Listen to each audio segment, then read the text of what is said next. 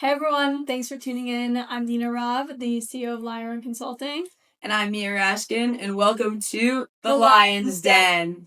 But today we're going to be going over a handful of different topics that we've been seeing and talking about internally at LionRun and with the founders that we're working with, in hopes that it'll help you or any founders out there that are fundraising, and hopefully you can take away some good insights. So we curated a few different topics that have just been really top of mind that we're going to go through. So Mia. Let's do it. All right, let's go. Okay. So the first thing that we have been seeing a lot internally with the clients, the founders that we're working with, is really what is the balance between planning versus executing? Because we usually have two types of founders that we're working with. It's either founder number one, who comes to us and they have an amazing technology, but they haven't thought about so many aspects of the business side of things. And which then when we're working together, we have to fill in those gaps because we know that an investor is going to dive into those.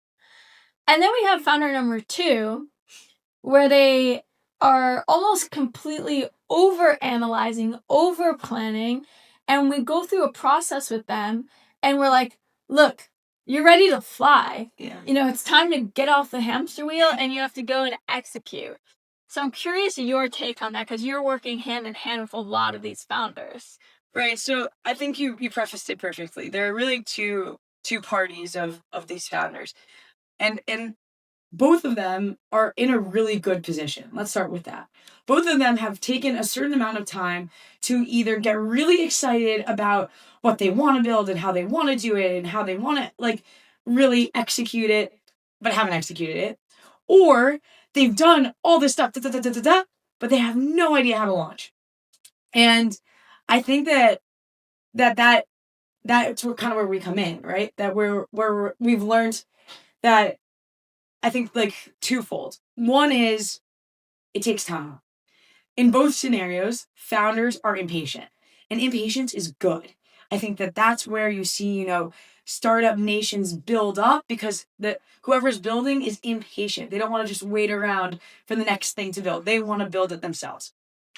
But there's a beauty within the patience. There's a beauty within the time to take to build.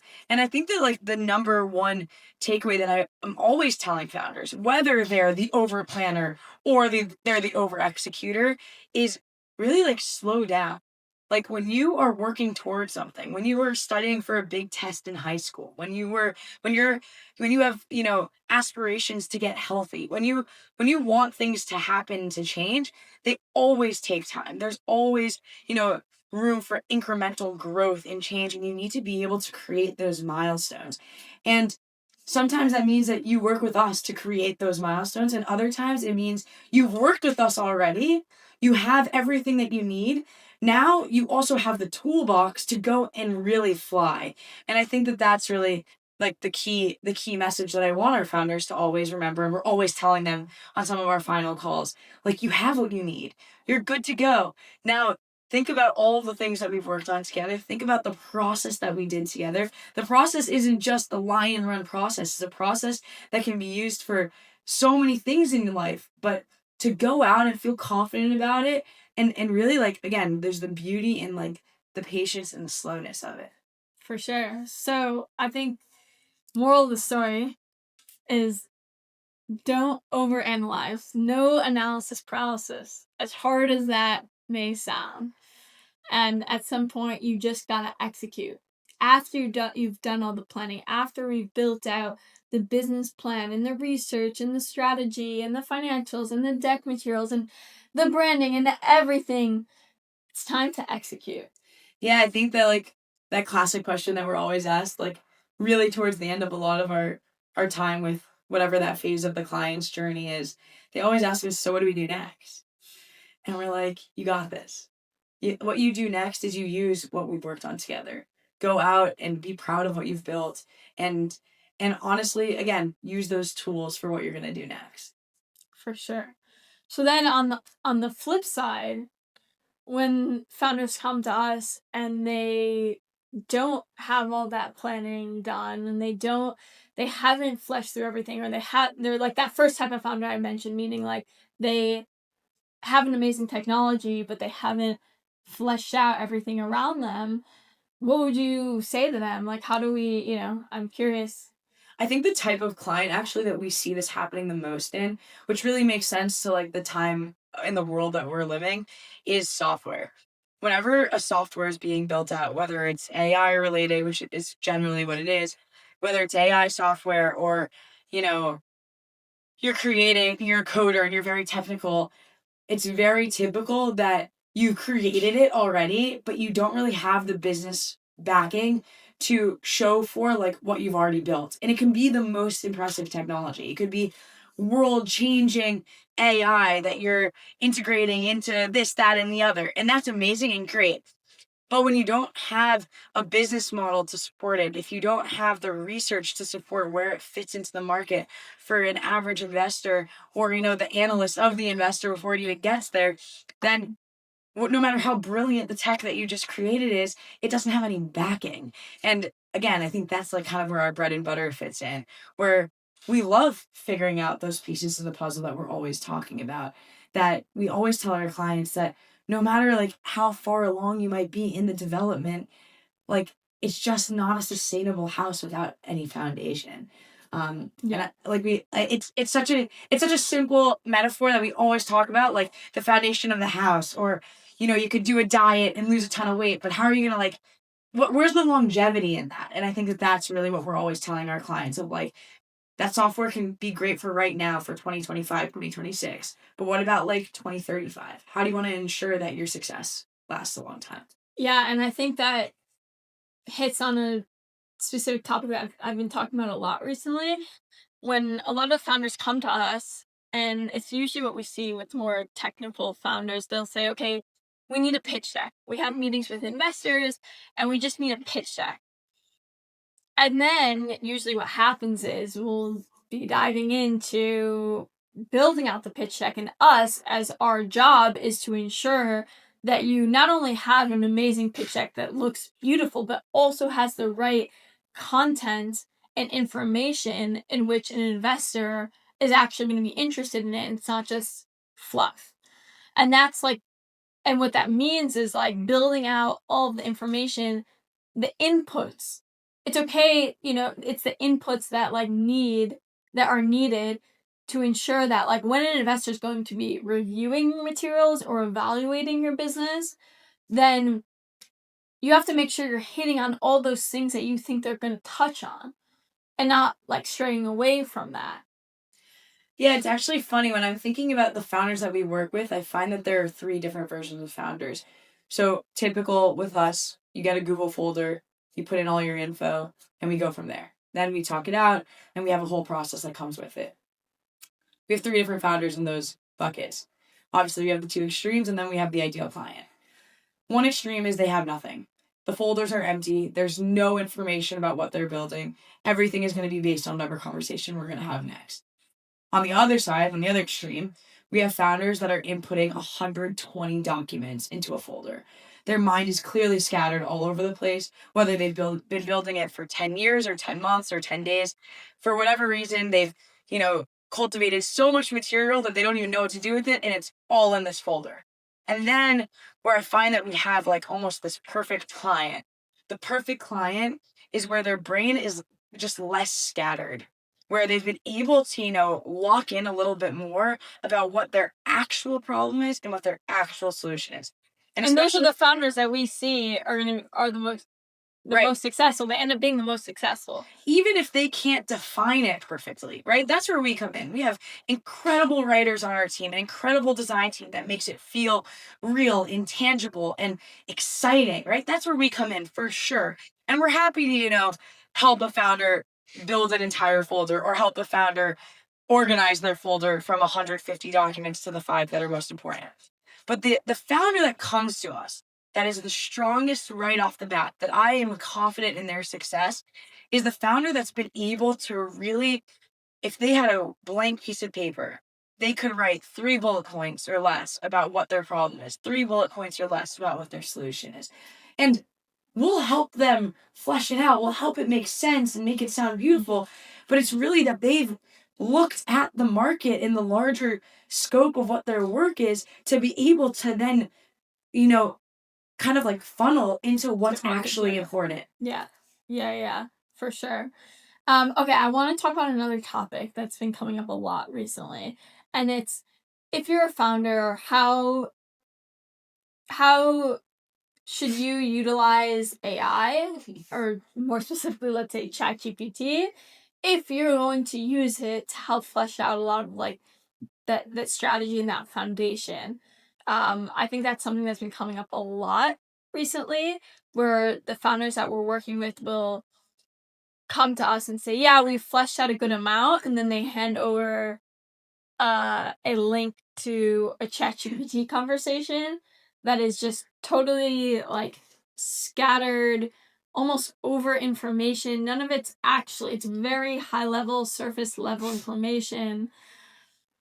And I think it's become a little bit of a problem. It's good in the sense of like how it's good that the founders are using that as a sounding board, but we're seeing it's almost being used as that's turning into a form of complacency where the founders aren't actually critically thinking about their business. So then they could hand it over to us to flesh out, but they haven't even gone through that exercise mentally either yet, because they've been dependent on using AI to flesh it out for them. So one of my favorite professors in university, and this was like right when GPT came out. Like I don't really feel like I used much of GPT in university. But right when it came out, one of my favorite professors said to us, please use GPT. It is a tool and I want you to utilize it. But when you turn in your assignments, I don't want to know that you use GPT. And I think that is kind of what we're trying to tell our founders too. Please use GPT. It's a great tool. There's a reason why it exists. There's a reason why it's so helpful and honestly, a successful output at the end of the day. But don't let us know that you use GPT, which means don't let the investor know. Like, right. It's more so it just can, I think, look very sloppy. Right. If you use it as a sounding board. And again, it means that use GPT in the sense of allow it to create a framework for how you want to think, a framework for where your ideas are headed. Maybe you've already inputted all of your ideas and it's going to help you organize it. It's a tool, but it's not the answers. And I think that that's what we're trying to tell you. Like, we are not the investor, but we're definitely helping you get there. Almost use it as a trial run. So what are you going to be inputting into this tool, and how much are you going to be relying on that output to tell your story for you? And I would say everyone's using GPT the same way that everyone was using Google 20 years ago. It's important. It's a tool. It's like the world relies on it at this point. But if you're using it to give you answers, then I don't know if you're using it correctly. And I'll just give like a quick GPT, like just a quick tool. Speak to GPT like it's a human. Don't type in it, I have this idea and this is what I want to do with it. What do you think? That's not going to get you a good output. It's going to send you emojis, M dashes, all of the non-critical thinking that GPT has to offer. If you have a conversation with it, hi GPT, my name is Mia. I'm the founder of X, Y, and Z that has these functions, and I have these aspirations of getting to this, this, and this. How are you today?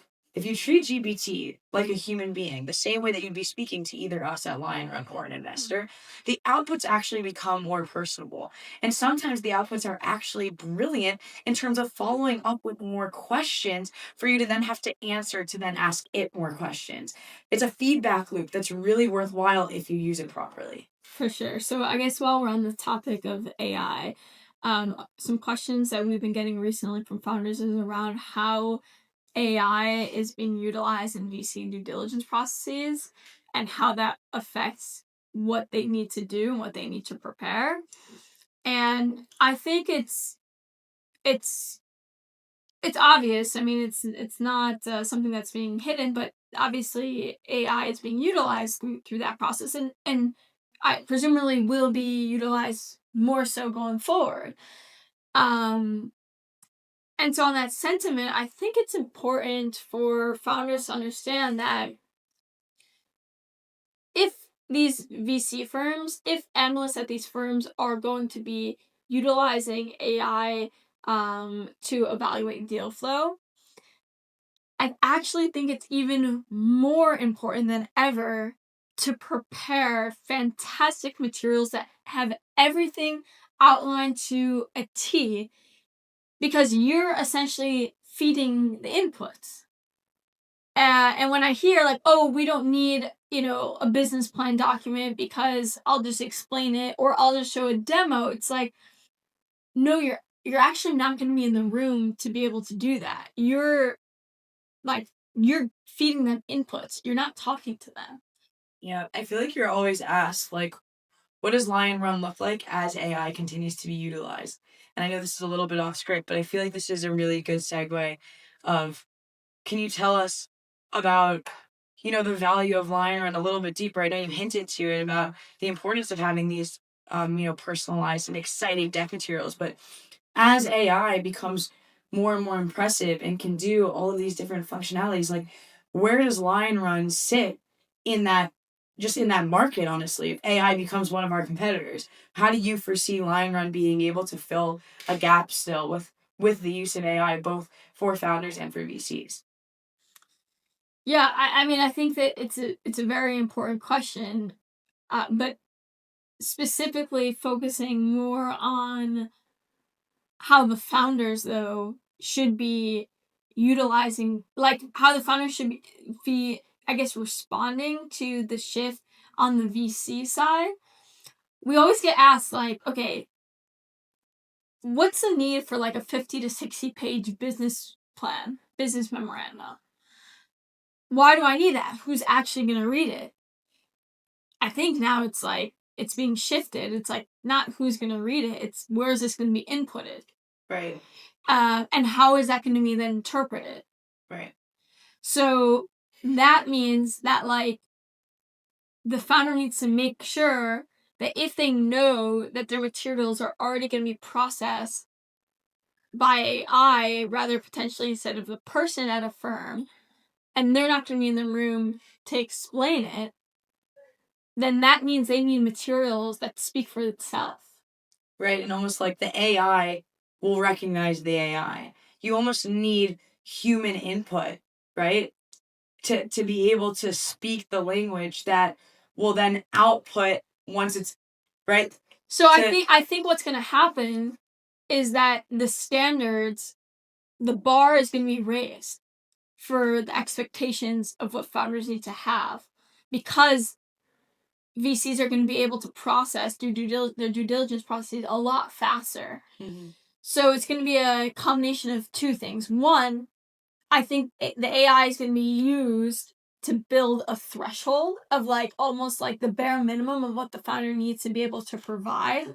And it's almost like if the AI is able to detect that, the basics of the check boxes are checked, then it's going to come down to the more humanistic personal aspects between the founder and the investor. And does the investor actually believe that this founder is the person that's going to execute on this problem?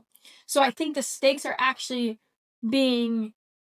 are increasing for the founders of what the investors are going to expect from them. I think also, to that point, it's going to become easier and easier for new founders to emerge. So the question is, same to that trust of, which are the founders that are going to make the impression both on the input of the GPT or the AI that's going to be analyzing it, but then once it gets past that threshold to these VCs in a personable way, that if there are, let's say, 50, the business inflow right now is 50 startups coming through. And now, because it's so easy and accessible to create and build just in a matter of seconds, the ones that are actually going to last and be successful and be invested in are going to be the ones that, again, going back to our original conversation, taking the time and the energy and the resources to really build something up that the investor says, oh, this wasn't just created overnight. This was really like fleshed out. I can trust. There's this personableness. Well, which is what we've been speaking about with technology. Moat is becoming less and less of a real moat. Right. And it's more of like, okay, if you can build out this technology, what are you going to do with it? Because it's becoming easier to build that tech. Right. No, I think this is like something that we'll continue to realize and talk about. I think we're meeting with a lot of investors right now and learning what they need and what they want. And I think they're also very aware of the age of AI that we're in right now. And I hope that we can continue to offer insight to our founders just to show value of like taking this time to build out materials and taking the time to create a foundation, because as we're saying, the technology mode is going away faster and faster. So what's going to really differentiate you at the end of the day? Yeah, I do think this also touches a little bit on something that we've been talking about a lot recently, is like founders not fully understanding the process that goes behind the scenes at a lot of these VC funds, in the sense of sometimes we'll have founders say, oh, I don't need materials, I'll just show them my demo. Well, how are you going to show them your demo if you're not even going to be in the room to show them that? And usually that stage of showing a demo is not the first preliminary conversation that you have. So that's assuming you're even going to get to that point. Right. We had a client, I think, that came to us and were very dependent on showing the demo. They were really excited about the technology and the experience that they were offering, that they were basically dependent on whenever they were going to get into the room with whoever it was. And sure, it was a very experiential software/hardware experience, but they were so dependent on it that when we asked them to talk about it, they couldn't talk about it without going on a 40-minute tangent. And it was like, okay, so you are dependent on this demo, but then you also can't organize your thoughts when you're telling over the story. And I remember they told us, like, we don't know how to pitch it. Like, we're so passionate about it. We care so much about it. We see the vision, but we just can't get it down to a 7 to 8 minute conversation. Since then, we've worked a lot with them in preparation and making sure that they really touch on only the most important. But I think for them, it was really understanding that there was this almost like a language gap for them, where they were in this world of their industry and it was very exciting and they spoke the language of their industry and all of their but not peers, the language of but not the exactly, and not the language of the investor. And the industry that they're in was very, it's very forward thinking. It's way of turning a traditional industry into a very, exciting multi-generational one. But what we were helping them navigate was, it doesn't matter how exciting it is. Yeah. Like, if you can't communicate the bare minimum, yeah, the most simplistic, focused core of what you're doing. And the demo actually can't speak for itself if you've never actually used it either, right? That demo might be amazing and you might have an incredible vision for how it's going to be used, but if you can't articulate it, then A, that demo isn't going to be seen, and B, I can't even have the imagination and the visionary, like, like that you have. Like, I'm not a visionary like you are because I'm not connected to it in the same way.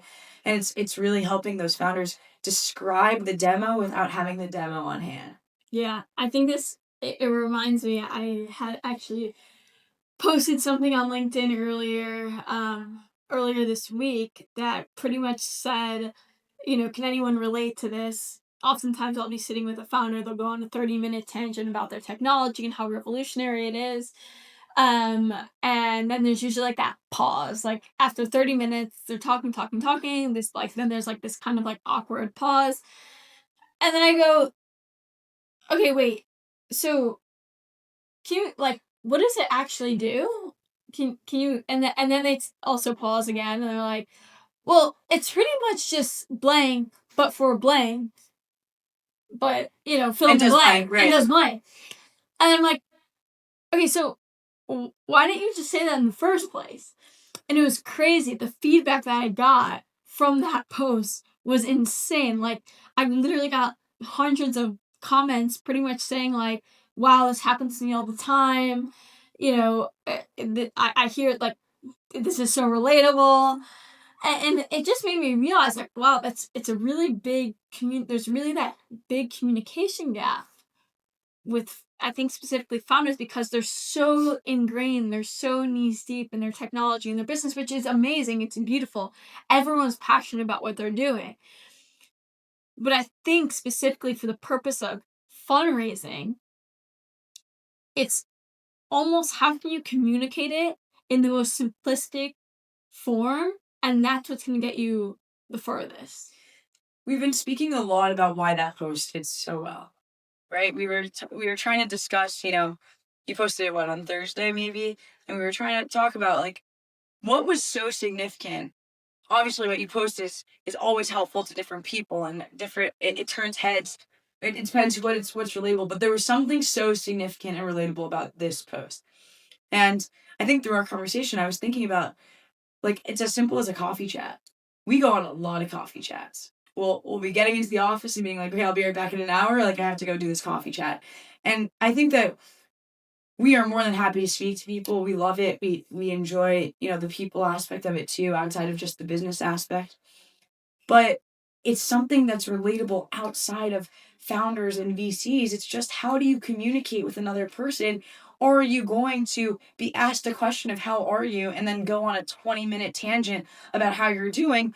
Or are you going to go on a 1 to 2 sentence how are you that opens up the door to asking so many questions? And I think that for VCs, right, bringing it back, that and this is a person-to-person type of skill also, but for a VC, once they've gotten your material and you get it in the door and you get to have those conversations, when you allow them to ask the questions, I actually think you end up speaking better and stronger and more articulately about what actually matters, because you're understanding that What they care about, and Yeah. and it's a back and Yeah. forth, that it's a partnership, and you understand that it's not just you writing a check for me, it's about you giving me trust, you caring about me, and it's about for me to trust that you're giving me money for the right reasons also. It's a two-way stream, which I think we should, like, for anybody watching, if we have a coffee chat, consider that also. What is there to, where is there to talk about and